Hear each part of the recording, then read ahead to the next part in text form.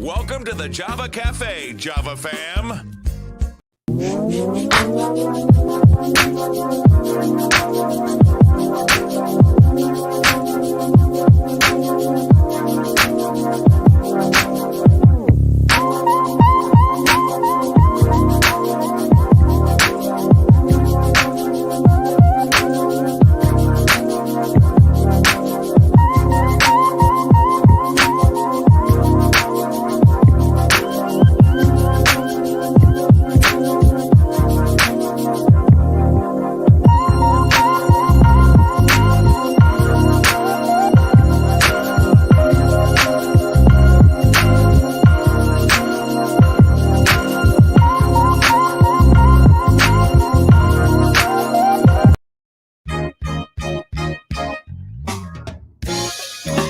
Good morning, everybody. Good morning. Good morning. We're back. I forgot that quickly at the end of the last show to let you know that we have a resource that we're making available to you today for your second cup of Java. I have a wonderful guest in the room from the ASG agency, and we're coming to talk about the opportunities that the state has available to you for rental, and I believe from our session last week, mortgage assistance as well. And so it is my privilege and pleasure to get ready to welcome into the Java Cafe for the first time, Melanie Torries, that's going to speak with us about the resources that are available. And so, Melanie, first of all, good morning.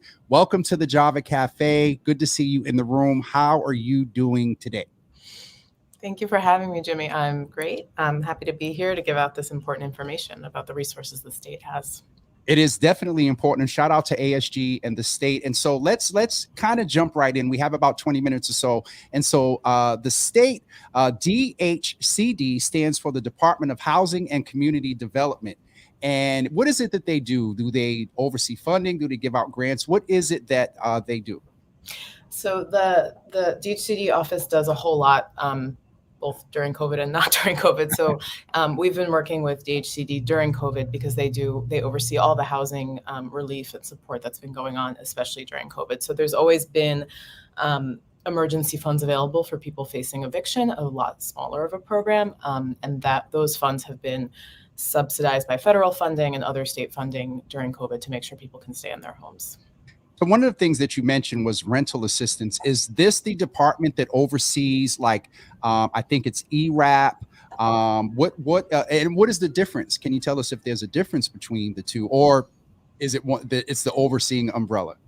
Yeah, so the office oversees all of those various different programs. And so actually what happened during COVID and when we sort of came on board with DHCD to help with this program was that they created something called a central application. And so there used to be, it used to be a lot more complicated to apply for this funding. There's RAFT, there's ERAP, there's all these different sorts of acronyms that people might know or might have accessed the funds for. They sort of consolidated all of those. And so right now there's a central application that anyone can fill out. And then depending on your eligibility, you're funneled into those different areas. And so the regional administering agency, which will be deciding, adjudicating your application, will figure out what exactly you're eligible for. So irrelevant of immigration status, for example, or any other thing, maybe income, like you might qualify for one, but not the other. And so right now there's just one application that you fill out and the state determines which funding you might be eligible for. Thank you so much. And sorry for that tech click here, having a couple of things going on. And so we learned about last week that one of the things that Farah mentioned is when you're talking about the central application is the process has been made easier to apply. Is that correct? Yeah, so the state, during COVID, of course, people are really struggling to make ends meet. It could be rent. It could be needing to relocate because your rent went up and you can no longer pay it. It could be paying your gas bill, your light bill, all sorts of different things. And so the state has really buckled down and wants to make sure that these funds actually get out to people and that people are able to stay in their homes during this hard time. So they've really simplified. The central application has really been simplified so that there's really only 4 basic eligibility requirements essentially that you need to provide in order to apply.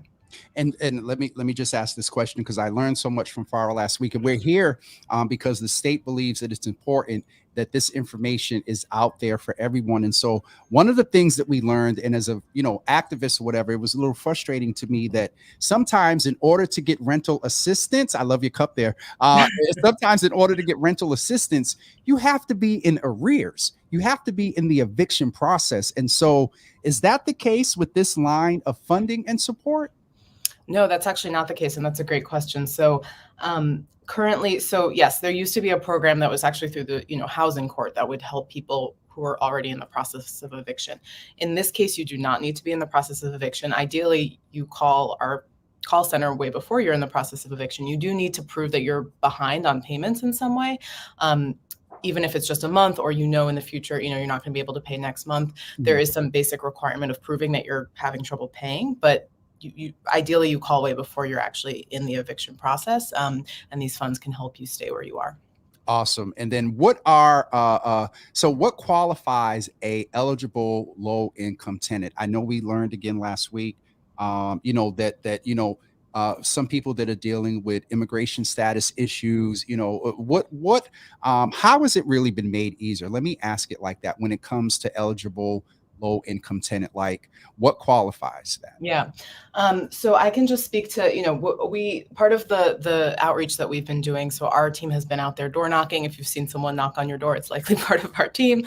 We've been doing a lot of these media interviews, and we also are running a call center that actually helps people fill out these applications. So, based on that information with the call center, there's only 4 documents essentially that you need to upload. That's ID for head of household. That does not need to be a U.S. passport. So irrelevant of immigration status, it's just a photo ID issued by some government entity. Okay. Proof of your current housing situation. So that could be a lease. Ideally, it is a lease. But for a lot of people, and this was a major issue for some of the outreach that we were doing, some people are living in more informal living arrangements and they don't have a formal lease. That's okay. So any sort of email exchange where you agree on, I'm going to live here, I'm going to pay you this much a month, pretty much a screenshot of that is sufficient. Really? Verification of your current housing crisis. So proof, maybe it's a text exchange between you and your landlord saying you're behind on rent, some sort of proof that you're behind on payments. And then proof of or verification of income. And that typically could be the most complicated thing to prove for some households.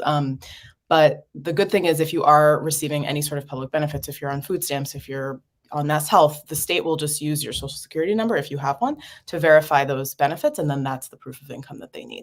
And the proof of the income guidelines, especially because so many people are unemployed, are really, really generous. So I would never, we essentially tell anyone to apply because it's likely that your income will qualify. And can we say that Farah and I came up with this last week? Can we say our sort of motto here? Apply, apply, apply. And so I heard you say it a little bit, but just so it's clear to the viewers, what if you have no income and you're not on unemployment? And that's income. So, but what if you have no unemployment? You have no income at all. How does that work? Yeah. So one of the options on the application is to just verify that you have no income. I think there's lots of, there's plenty of people who are retired who maybe, their only income is Social Security. Maybe they have a family member who's supporting them.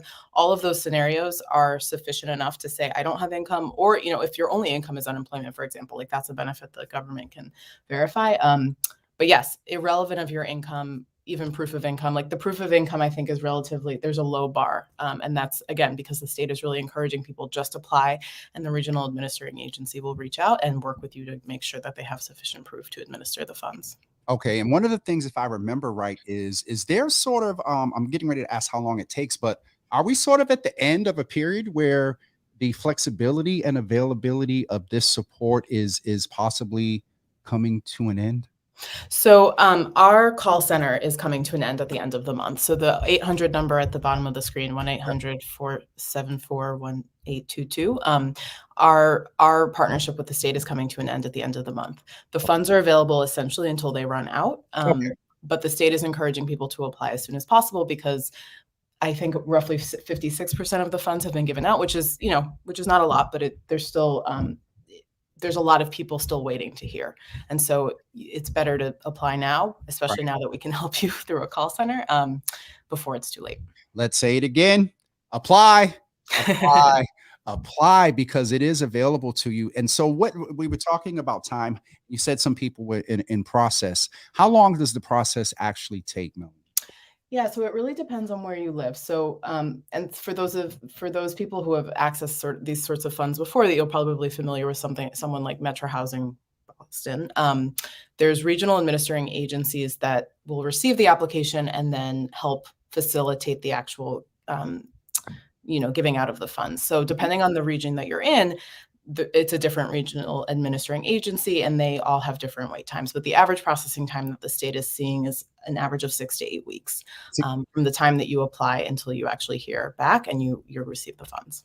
So what I heard there was, if you think there's going to be an issue, you need to apply now, because you don't want to wind up in, if I'm right, full transparency, back in my 20s, I was involved in housing court. And so that 90-day period, you don't want to really come up to the cusp of that.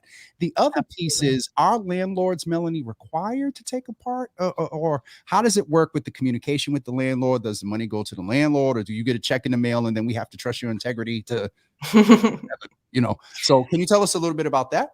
Absolutely. Yeah, that's a great question. And that was a lot of the other concern or pushback that we were getting from the community as well. So the only information that you as the tenant need to provide is your landlord's name and a contact, like any sort of contact information. So an email, a phone number, whatever it might be. Ideally, you've talked to your landlord and you've said, hey, I'm applying for these funds. Please don't. Can you say that again? Ideally, you have already spoken to your landlord, and they are supportive of this, obviously, because this will help them get the funds that they need as well. However, if your landlord is not willing to cooperate, you don't have a good relationship with your landlord, that is not required for you to be able to submit this application. What happens is, eventually, once you submit the application, a regional administering agency will reach out to your landlord. They'll get if they are willing to cooperate, they'll get their payment information, and then those funds will go direct. In most cases, will go directly to your landlord if you owe them rent. If your landlord is unwilling to cooperate, there is a scenario in which you would just get those funds directly. But again, that's really circumstantial and depending on your individual circumstance. If you owe, for example, the utility company, that's a little bit more formal, right? So like your account number, it would just be, the funds would be put directly into your account. So if I just heard something there, this also assists with some utilities as well? Exactly. Yeah. So we've had a lot of people calling who are just behind on gas or light bills. And these funds are also available to support that. Okay. One question here, and Belinda, I know the answer to your question from last week. So I want to ask, there are some what would be called seasonal workers, construction workers, things like that. In Kelly's particular case here, and I don't know if you have, we'll be, if we don't know the answer, we'll get back to you, Kelly. You know how to reach me. But in a seasonal worker, you're going to be off for like 2 or 3 months. Is it the income that it is right now? Do you come with the W-2 and then with a letter that says, hey, I was late? Do you bring the layoff letter? How does that work?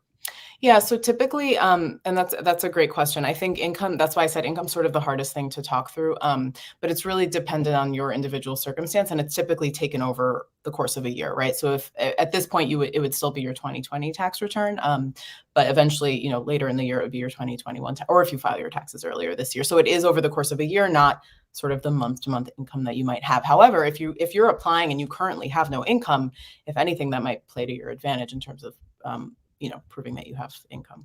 And here's a point that one of my sister service providers is making, that if it's a utility bill request, obviously you want to attach your utility bill with the account number, and just its verification is your address.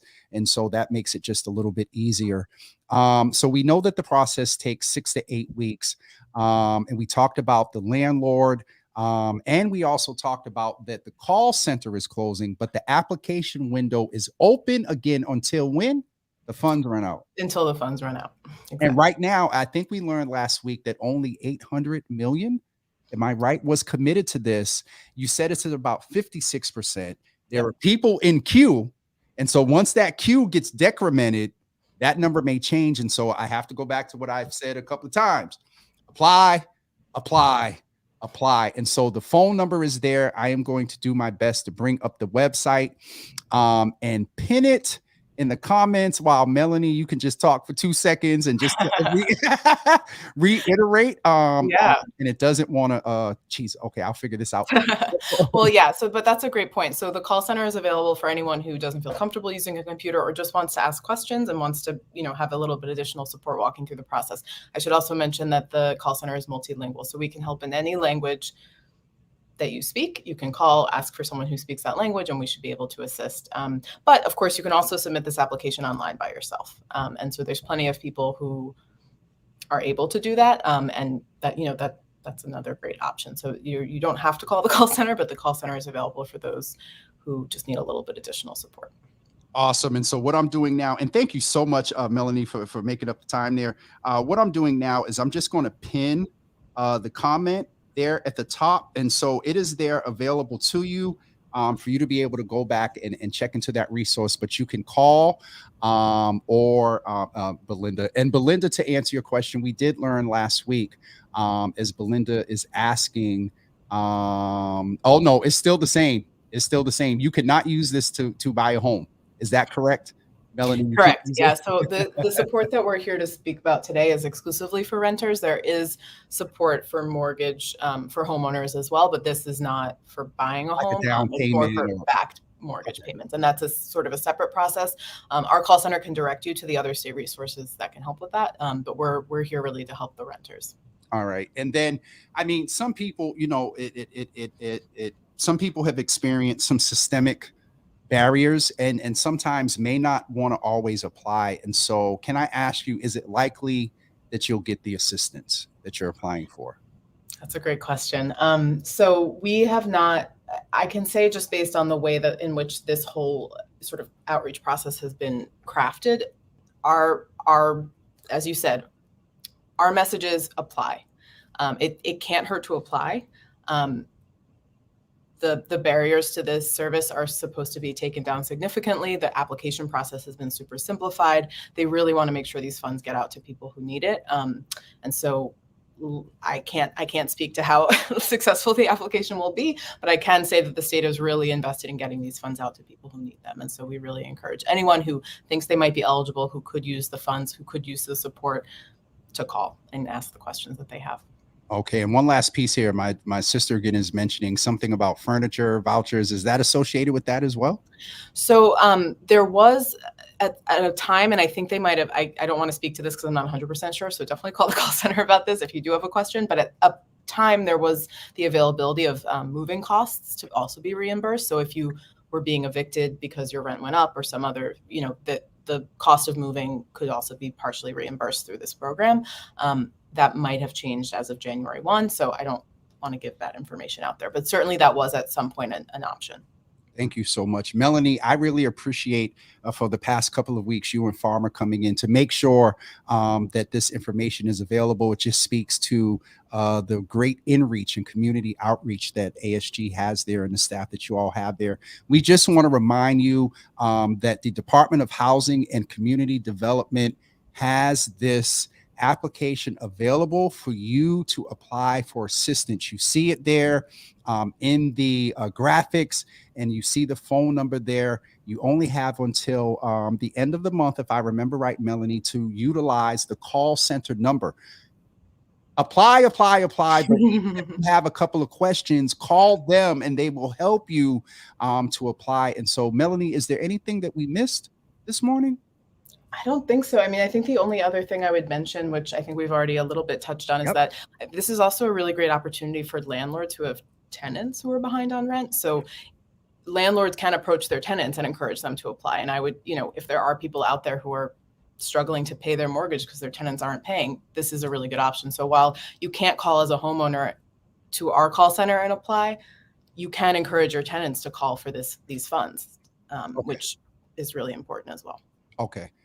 Melanie, thank you so much. And I appreciate you being here with us today. And when you all have information like this, just let us know so we can work together to get you guys to come back out. But thank you, and thank Farah from last week for sharing this information as well. And I'll be sure to share this and get it out to folks, because it is important that we remember. And as my sister said, apply. Melanie, thank you so much. Thank you, Jimmy. Thank you for having us. Absolutely. Have a wonderful day. You Thanks, too. everybody, for tuning in, and share this information with someone. Thank you.